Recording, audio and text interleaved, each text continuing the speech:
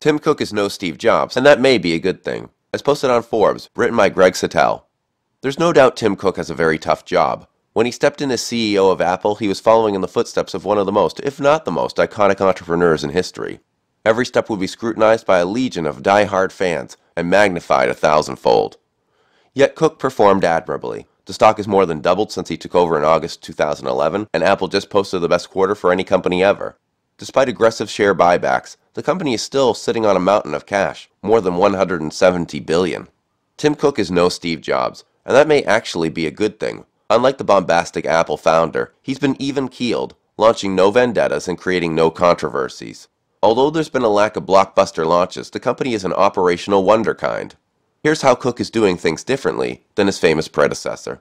Partnership over prickliness. While Steve Jobs was loved by consumers, he was in many ways less popular in Silicon Valley. His mercurial personality made him famously hard to work with, and that, combined with his passion for controlling every aspect of the user experience, made it hard for Apple to forge effective partnerships with other companies.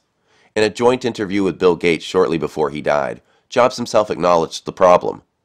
You know, because Woz and I started the company based on doing the whole banana, we weren't so good at partnering with people. And actually, the funny thing is, Microsoft's one of the few companies we were able to partner with that actually worked for both companies.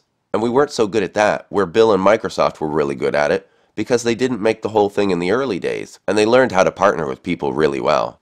Cook has been considerably more successful in this regard. Take the new partnership with IBM, which gives Big Blue unique access to Apple's development team, while at the same time allowing Apple to leverage IBM's strong enterprise sales capabilities. It's hard to imagine Jobs pulling that one off. Still, Cook has somehow managed to stay true to the values that make Apple the company that it is. Not only does the deal give Apple greater reach into the lucrative enterprise business, which has long been a weak spot, it gives Cook and his team greater control over the end product than if IBM were developing apps alone. Incremental innovation instead of redefining industries.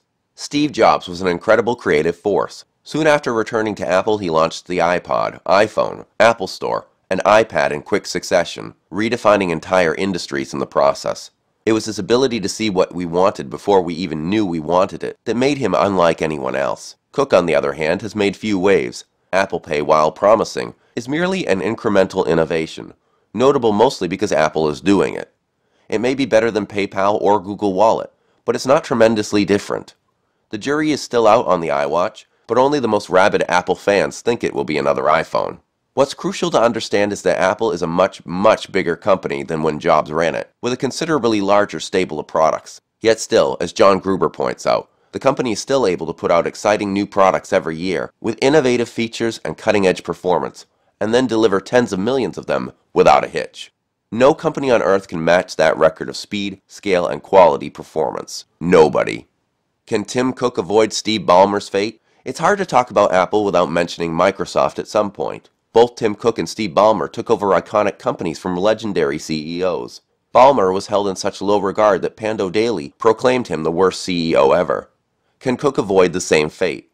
To be honest, I have a different view of Ballmer's tenure. Yes, the stock didn't perform well while he was at the helm, but then again he took over at the height of the bubble, when Microsoft was massively overvalued. He also missed the shift to mobile, losing out on one of the great opportunities in history.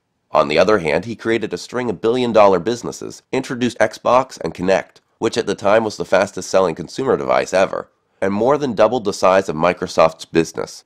When he handed the reins over to Satya Nadella, it was the third most valuable company in the world, had operating margins of over 30% and over $70 billion in cash.